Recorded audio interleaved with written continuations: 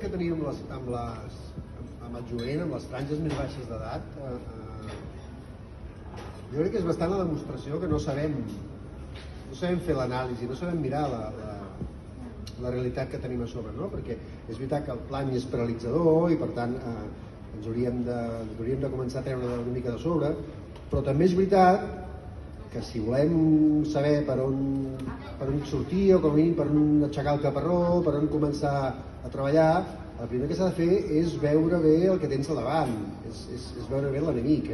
Ara l'enemic som tots, perquè ara el planeta és un gran enemic tothom de tothom, no? I jo tinc la impressió que quan parlem de llengua, en política no ho sé perquè no m'hi dedico tant, però tinc la impressió que quan parlem de llengua encara hi apliquem esquemes molt de segle, ja no de segle XX, de segle XIX. Tenim la impressió una mica que la batalla encara és ells contra nosaltres, que això és veritat, que ha estat la batalla fins fa molt poc, però ara ells ja no són els veïns, sinó ara ells és tot el planeta, perquè a més la batalla ara és general, és a dir, el problema que tenim nosaltres perquè la canalla mirin influencers i youtubers i el que hagi sortit aquest matí de nou en català és el mateix problema que tenen tots els països del món que no tenen una llengua expansiva, que són molt poques, les llengües expansives o amb possibilitats de créixer són molt poquetes, són una dotzena en tot el món, les altres totes estan en reculada. Jo poso un exemple que conec bé i segur que vosaltres en podríeu aplicar d'altres, però una llengua tan aparentment sana i forta i alegroia com és l'italià